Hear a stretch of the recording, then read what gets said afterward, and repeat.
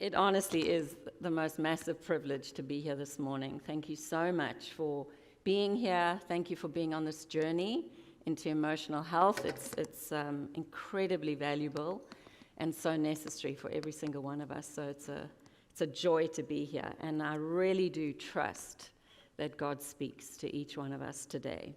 I'm going to start in a very different way. I'm going to read a quote, and I want you to just be thinking, who is this? Try and guess who this is. Late one evening, as I was sitting on our bed, she entered the room and calmly informed me, "I'd be happier single than married to you. I'm getting off this roller coaster. I love you, but refuse to live this way anymore. I have waited. I have tried talking to you. You aren't listening. I can't change you. That's up to you. But I'm getting on with my life. Oh, yes, and by the way, the church you pastor, I quit. Your leadership isn't worth following." He goes on, "For a brief moment, I understood why people murder those they love. She had exposed my nakedness. A part of me wanted to strangle her. Mostly, I felt deeply ashamed. It was almost too much for my weak ego to bear." Any guesses? When I first read this in the Emotionally Healthy Spirituality book, I remember thinking, Pete Scazzero, you are unbelievably courageous and brave to write about yourself that honestly and deeply. He had been a devoted follower of Jesus for 17 years already, but the emotional aspects of his life and his humanity, he says, largely remained untouched. You see, emotions are generally uncomfortable topics in church. Chris and I have been in ministry 40 years, and I can honestly say most of those 40 years, emotions have not been deeply looked at or focused on. How sad is that? This is part of the reason why I actually went back to school, is the iceberg slide available? Because I realized, it's somewhere above me hopefully, I realized that there was large layers of the human psyche that lay below the water line. We just see the top of the iceberg, and I didn't know how to access them. I saw deep emotional pain. I saw trauma. I saw people that were really struggling and suffering. And I knew there was a layer underneath everything that I had no concept or clue how to go to. Like Brad, I came from an avoidant family who emotions, you didn't really look at them. You just pushed them away. So the unseen internal landscape is what we are trying to look at in this series. I knew there was more animating our dysfunctional dance in marriage. And I call it that because the music changed, but the dance stayed the same. We did the same steps, and we just repeated the pattern. And in the lives of those Chris and I were trying to pastor.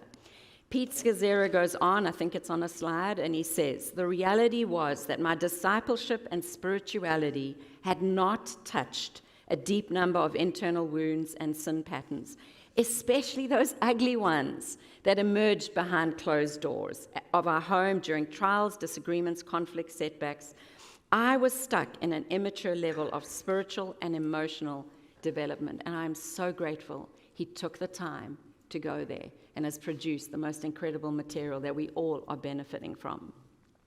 I'm so proud of you, Restored. So proud of the leadership that you've decided to examine and understand and explore emotional health and how it connects with your spiritual growth and formation.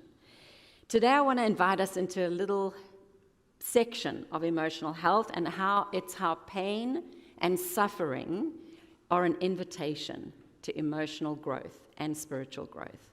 Let's read Hebrews 5, verses 7 and 8. You'll probably get there on the slide before me, but I'm going to read from here. And it says this: "During the days of Jesus' life on earth, he offered up prayers and petitions with loud cries and tears to the one who could save him from death. And he was heard because of his reverent submission. Although, listen to this, although he was a son, he learned obedience from what he suffered." He learned obedience from what he suffered. Jesus was fully human. He faced, just like you and I, hardship, pain, betrayal, so much more, accusations, false accusations. He is familiar with our struggles. There's a line in a song that says, he knows what living is. That song, that line, he knows what living is, has captured me this last while. Jesus understands what living is. And he, even Jesus, learned obedience in pain and the struggles of life. Please hear this. Don't gloss over that even Jesus, fully human, learned obedience. That means obedience doesn't come naturally. Okay? Choosing forgiveness is not natural. Oh, obedience doesn't come on automatically, just to be correct to my notes. Jesus learned to be wronged and not get defensive. He trained himself to be silent in accusation. He tamed his tongue so that it was not his master. He was betrayed, and yet he called the betrayer friend. He prayed and he lived out, Lord, not my will, but yours be done. He was diligent and disciplined, and it was a choice. His divinity didn't trump his humanity. That's by N.T. Wright, but it's a beautiful sentence. His divinity didn't trump his humanity. In Romans 5, I'm not actually going to read it, but the slide will be up, Romans 5, 2-5, it tells us that we rejoice in our suffering because we know that it produces perseverance. Suffering produces perseverance, perseverance, character, and character, hope. So there's this beautiful truth in the Bible that I hope we can unpack today. How does suffering have this power to transform us and grow us?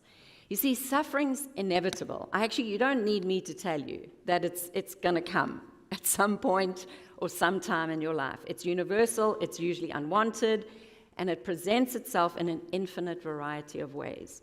How you cope with it either grows you emotionally and matures you, or it stunts you and it deforms you. For many Christians, the greatest barrier to spiritual growth and formation is due to unresolved pain and suffering, especially because if you're like me, you push it down. You try to just, I don't want to think about that. There's a therapy model that has really, really helped me, and it's helped me conceptualize and understand myself, my marriage, my children, my clients, just human beings in general. And it's helped me understand our mutual struggles with emotional pain and injury. And it's called the attachment model, attachment theory. Newborns, babies are born with this innate need to attach. If they don't survive. So it's there. And when a child has experienced enough emotional outcomes, enabling them to feel seen, soothed, safe, and secure, those 4 S's. Those, if you think about a little baby, those are repeated over and over and over. They cry, you pay attention. You soothe them, you pick them up and you soothe them. They feel secure, they feel safe because you've responded to their needs. And then they grow into this secure attachment. They are confident that they will be comforted and their needs will be met. That is secure attachment. As a therapist, I see so much suffering from the failure of not being securely attached. Because in the family of origin, that's the family that you grew up in, there may have been trauma, there may have been some chaos. Or if you're anything like me, it might have just been a family that didn't want to really look at emotion. And so you come into your secondary relationships with this imprint from your family of origin. I had a client come into my office, the very first visit, and she sits down and she says, I just want you to know, we will not talk about my childhood. Now, she was a couple of years older than me, so she was like 59. And what did I know instantly? That's exactly where we need to go. That's where all the injury lies, that her past is fully present, because when you haven't processed pain and injury and trauma, your past is always present. And yeah, I just was like, how long is it going to take me to get there? And it took a long time. But that trauma was still impacting her life then. We get stuck, you see, in these landmines of our past family of origin experiences. As humans, we are actually the only creatures that are aware of our pasts and our futures cognitively and emotionally. I wanted to be funny here and tell you about an animal like Nemo, swimming around. He really isn't thinking, where is my father? But anyway, I'm not a good joke teller. My daughter told me, Mom, don't try and tell jokes. You don't. Okay, but are we paying attention? Are we paying attention to what is going on underneath that waterline? See, what is that orange light on your dashboard that's blinking and telling you something's wrong, something's going on here? See, ignoring it only leads to a bigger problem. The brain, our beautiful brains that God made so unbelievably, phenomenally, have 100 billion interconnected neurons. The estimated capacity of our brain is a petabyte. I had no clue what that is, but it's the capacity that is equivalent to the entire World Wide Web, right here. Neurons are birthed by thoughts. That's how neurons grow. You have a thought, you think about it, a neuron grows. Isn't that amazing? The more you think about something, the more neurons that you develop around that thought.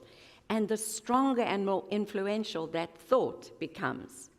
In 1949, there was a man called Donald Webb, and he published a theory, and it's summed up in this little sentence that you've probably heard. Neurons that fire together, wire together. And basically, it explains why repeated patterns of thought and behavior actually create these default settings. So you keep thinking something long enough, and it wires together, and it forms this strong, you could call it a rut, or a default setting. It's where your mind goes. Okay, so do you ever get triggered by your spouse or somebody close to you when they say something? And it's the same statement that triggers you, and you wonder, why do I have such a strong reaction to that? So let's just say your partner says, wow, we're a little bit tight financially this month. Instantly, you go to anxiety, you go to worry, you go to anger, you go to feeling very insecure internally because you grew up in a very poor family that had massive financial problems. And so the minute you hear that, you go straight to what you experienced as a child. Little one closer to home, let's just say I say something like, wow, this room is really messy, to my wonderful husband. He grew up in a very critical home with a perfectionistic dad. So the minute that comment, I make a comment. I think it's just a general comment. I think, yeah, the room is really messy, and I'm definitely halfly responsible. But he doesn't hear that. He just hears the criticism. He hears the perfectionism, and it triggers him into all those ways of thinking that he did as a child. See, thoughts stimulate emotions, emotions affect decisions, and all these gears turning together drive our behaviors. This is why most of what we do can be traced back to thinking patterns. I believe Andy's going to be focusing on thinking patterns next week, so you're in for a treat. For better or for worse, focused attention creates the brain that you will live with. Focused attention creates the brain that you will live with. I don't like that, because I'm pessimistic. I don't like that. I don't like that truth. But the Bible does say, take captive every thought and make it obedient to Christ. 2 Corinthians. One author describes the brain as an anticipatory machine. The problem is, today we've been trained in our thinking to think in certain ways. I'm just going to give you 3. We believe that we should not have to experience delayed gratification.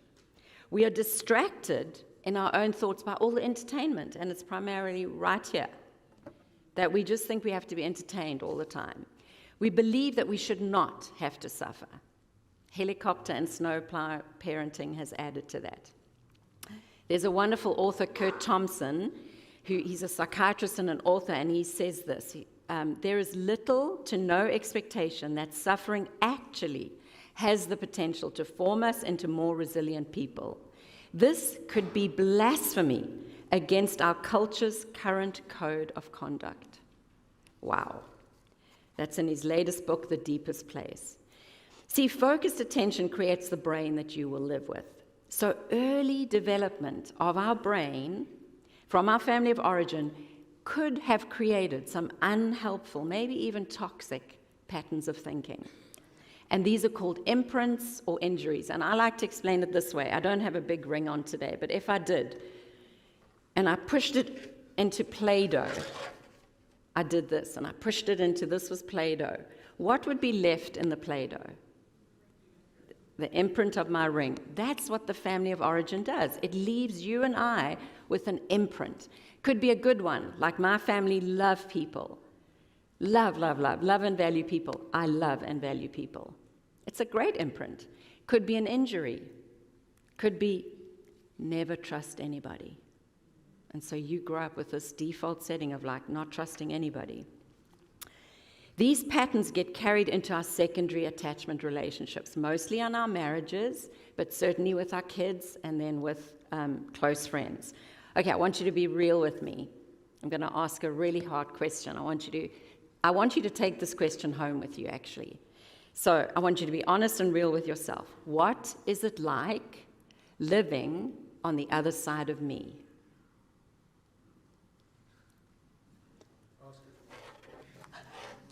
I don't want to ask it again. It's too painful. What is it like living on the other side of me?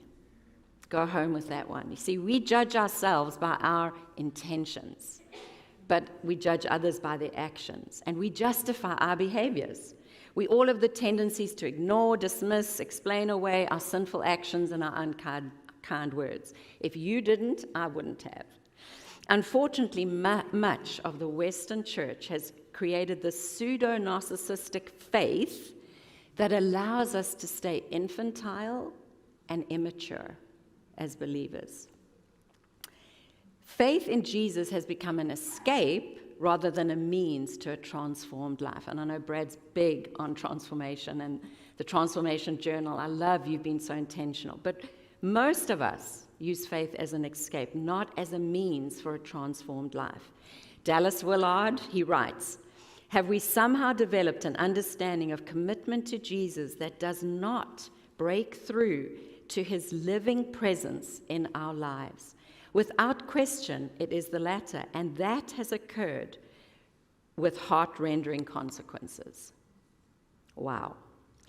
One of my favorite little one-line quotes is by M. Scott Peck. He says, mental health is the ongoing process of dedication to reality at all costs. Mental health is the ongoing process of dedication to reality at all costs. See, we've got to get really honest with ourselves, and that can be really hard.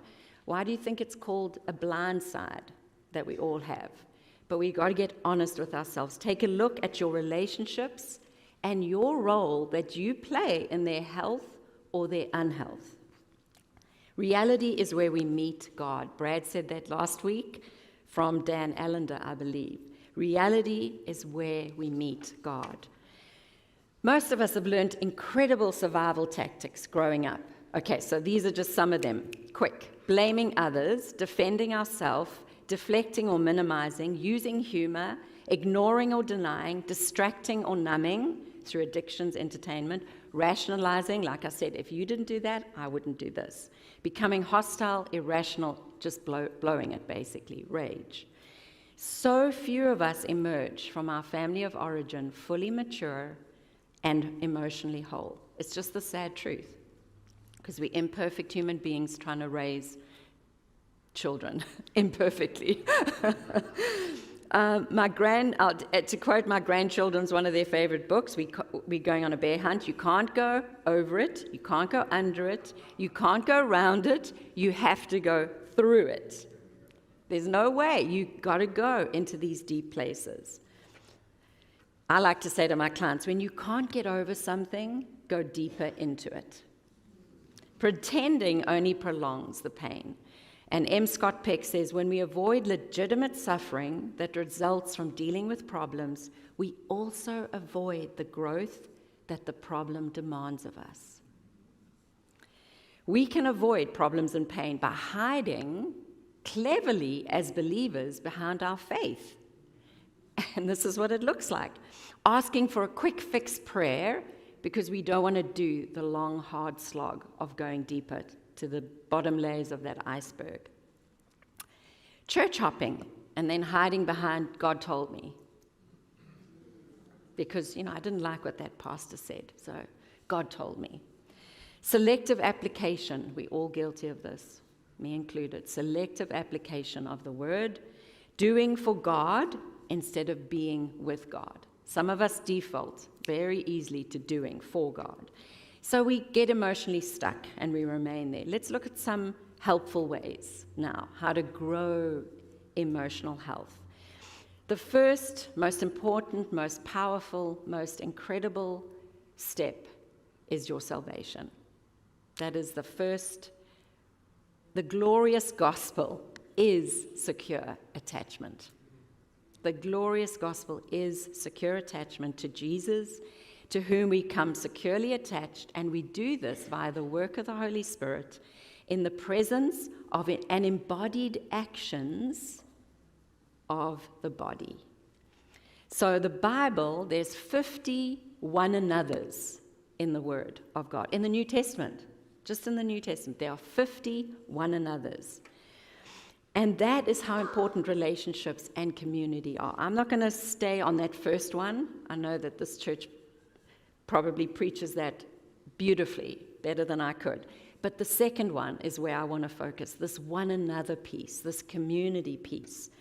Hebrews 10, verse 24 and 25.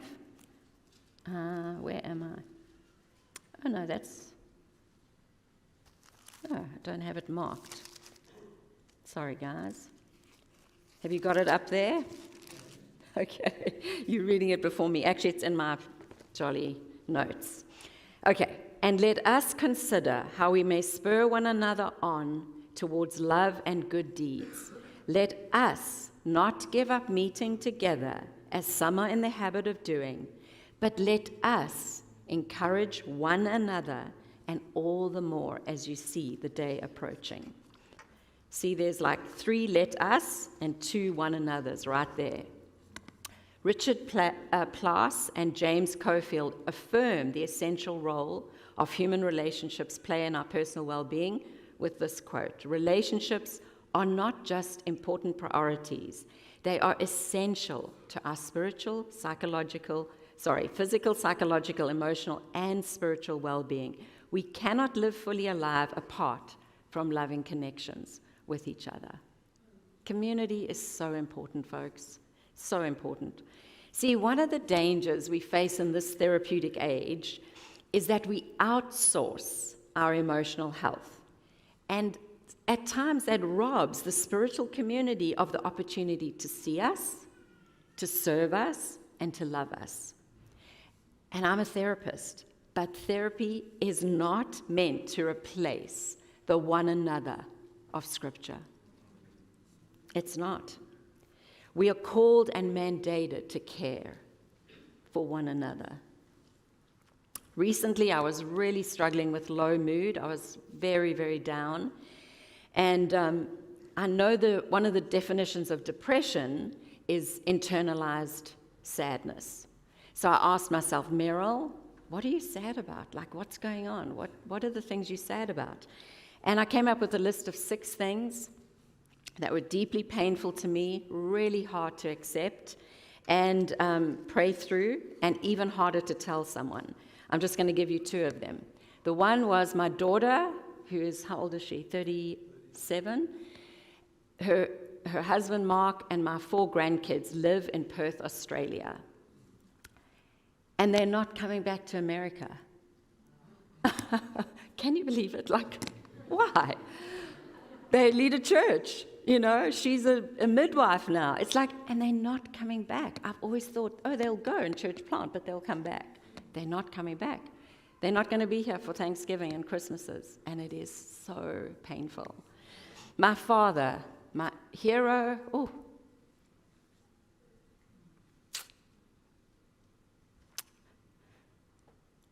sorry.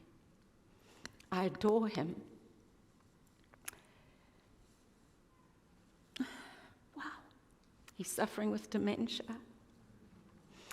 And it's extremely painful on the whole family, but especially my 86-year-old mother, who's desperately trying. She doesn't want to go, doesn't want to put him anywhere. She wants to care for him. She's trying to care for him, the man that she's loved for 70 years. And that suffering is not going away either, anytime soon. So being a good therapist, I knew that I needed to share these deep sadnesses with, one another. And so I shared them with 3 people that are close to me, and they helped me feel seen, soothed, safe, and secure. The same 4 S's of secure attachment. They helped me process my pain and the legitimacy of what I was suffering. Let's just break that down really quickly. First, I had to be self-aware. That's one of the greatest gifts therapy can give you, by the way. I tell it to all my clients, is self-awareness. Second, I had to name my feelings. I actually had to say, I'm sad and I'm grieving. I love that you gave out the emotional wheel. I want one. I don't know what yours looks like, but I want one. Because you got to practice, name your feelings. Third, I took time to make a list of what I was sad about. Fourth, I prayed. Once I could list it, I could actually pray about it. See, before it was just there or pushing it away, I couldn't see it. I had to get honest with God. Fourth, I needed to be vulnerable with another person, or that's fifth, sorry. And I had to let them see and hear my suffering. And fifth, I had to receive the soothing, the comfort of just being seen and heard. See, there are no fixes. Did you know those 2 that I gave you? There's no fixes to them. I didn't need somebody to solve it. I just needed to be seen and heard. And I know you have gospel communities in this church, which are a great space each week to be seen, heard, and comforted as you seek to know each other deeply. Joseph Hellerman, this is a Biola prof from his book When Church Was a Family, says this: spiritual formation occurs primarily in the context of community. Persons who remain connected with their brothers and sisters in local church almost invariably grow in self-understanding, and they mature in their ability to relate in healthy ways to God and their fellow human beings. People who leave do not grow. We grow and thrive together, or we do not grow much at all. Wow. You know that client that I told you about who said, no, not going there, not looking at my childhood? Well, it took about a year, a solid year, to build safety in the room with her. But eventually she went to her 1 or 2 stories. Do you know that she was completely shocked to see how disturbed I was by her experiences? I mean, I cried with her.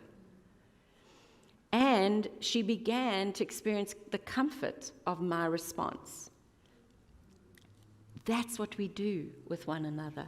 That's what you and I, that's the gift we can give each other. Reality was where she met God in the pain. Reality is where she met God, and she got to heal that painful story.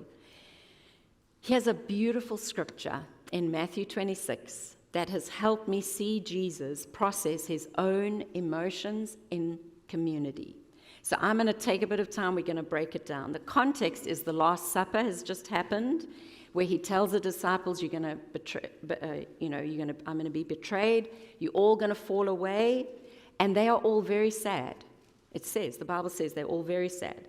And note verse 36, 37, 38, 40, all say with. We'll read it together now. Matthew. I don't know how you do it, Brad, because I saw you step off the stage and read, which I was very impressed, but I'll read from here. So it says, and then Jesus went with his disciples to a place called Gethsemane, and he said to them, "Sit here while I go over there and pray." He took Peter, and the 2 sons of Zebedee along with him, and he began to be sorrowful and troubled. Then he said to them, "My soul is overwhelmed with sorrow to the point of death. Stay here and keep watch with me." Going a little further, he fell with his face to the ground and prayed, "My Father, if it is possible, may this cup be taken from me, yet not as I will, but as you will." Then he returned to his disciples and found them sleeping. "Could you men not keep watch with me for 1 hour?" he asked Peter. "Watch and pray so that you will not fall into temptation. The spirit is willing, but the body is weak." See, Jesus at the Last Supper was aware of his emotions. He was aware of the betrayal and the death and the desertion that was going to happen. And so self-awareness. Then, in his most vulnerable time of emotional pain and suffering, he doesn't go alone. Isn't that beautiful? "Come with me," and they all go with him. He went with his disciples. And then, at a more intimate level, he took 3 of them, Peter, James, and John. He was like, "I have need of you. Come and pray with me." See, he reached out vertically to God in prayer, but he also reached out horizontally to other. "I have need of you." We sometimes do this at the expense of that, or we do that at the expense of this. He told them, "My soul is overwhelmed with sorrow to the point of death. Stay here and keep watch with me." He verbalized his emotional needs and feelings. And then he sat with his emotions. All the fear, the vulnerability, the anxiety, it shows emotional maturity that he was facing his fears. That's what he was doing. Then he tells God his feelings. He's raw and honest. "Oh God, let this cup pass from me. It's the cup of suffering." See, sometimes you and I do this. I feel like I have to tidy myself up and my desires up and make them like more presentable and organized and sanitized before I go and pray. No, look at Jesus. Oh, he wept, fell with his face to the ground, cried out to God. He goes so honestly and raw to the Father. He wrestles in prayer around this struggle.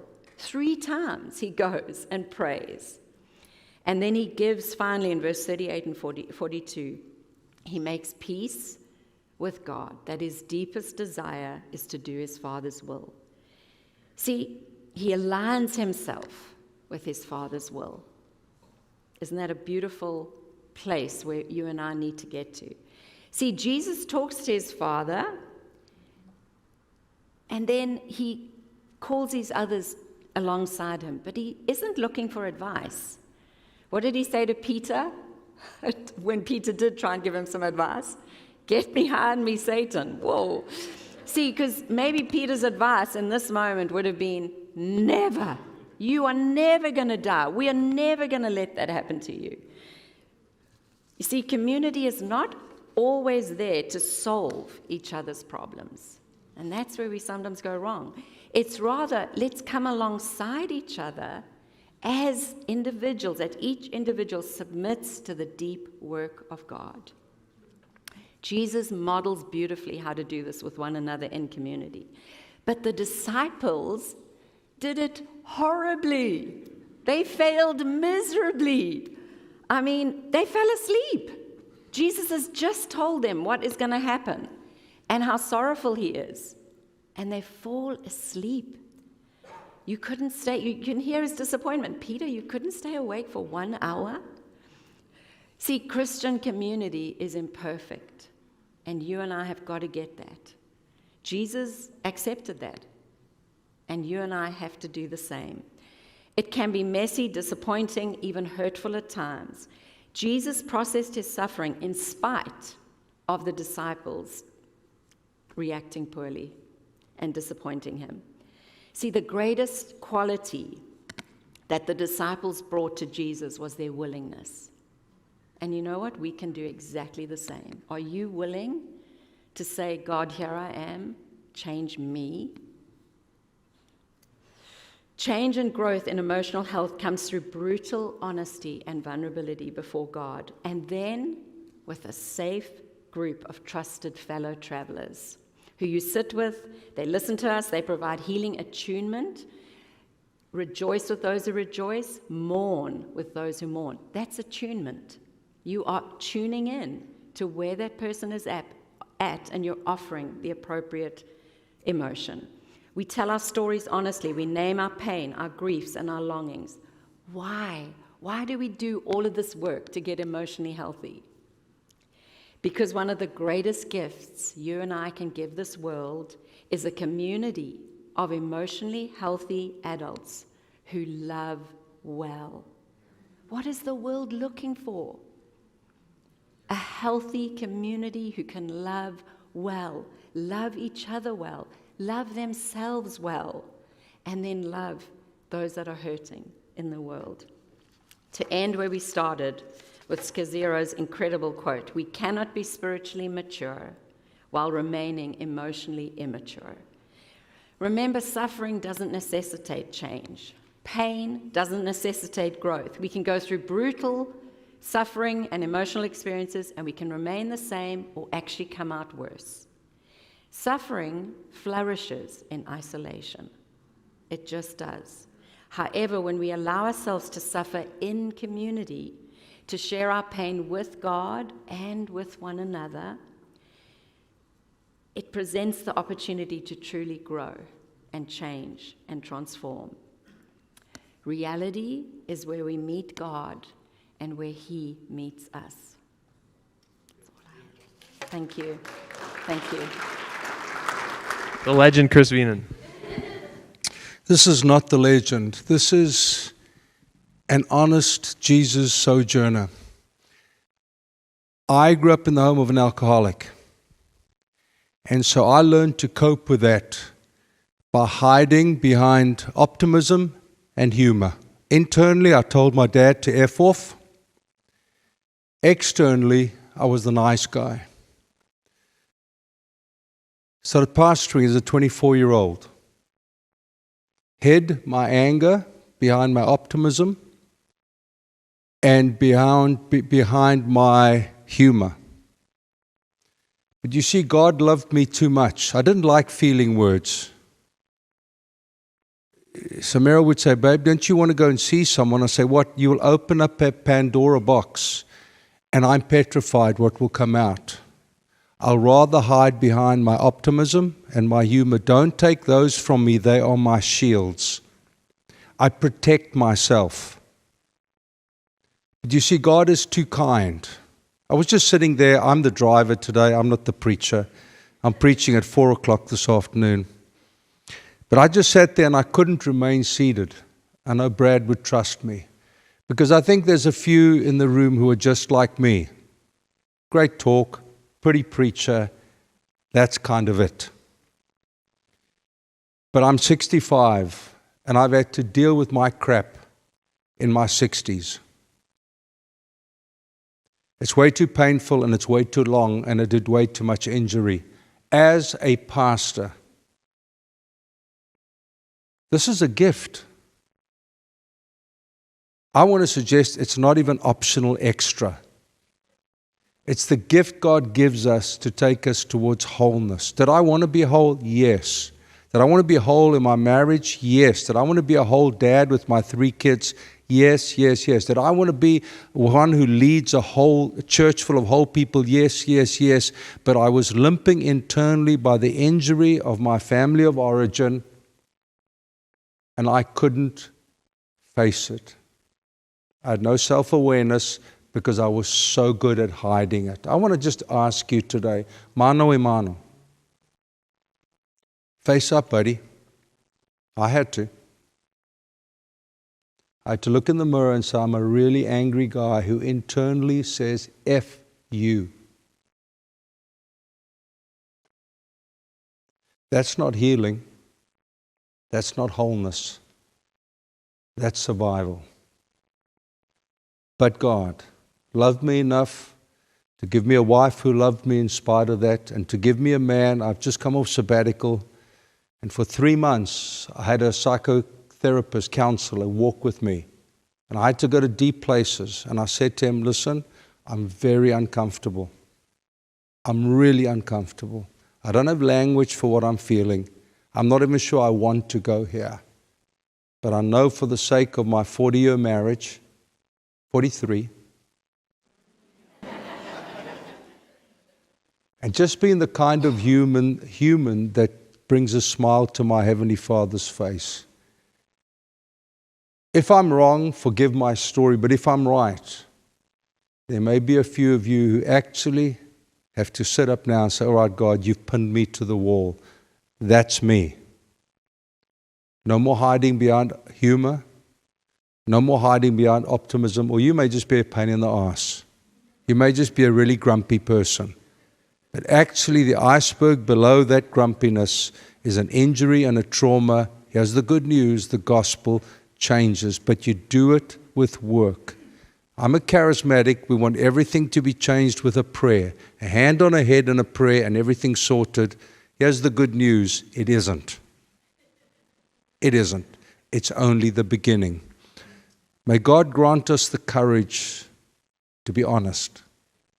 Look in the mirror and say, okay, you really are an angry human being, but this message and this gospel transformed you into His image and His likeness. That is the gift of the story.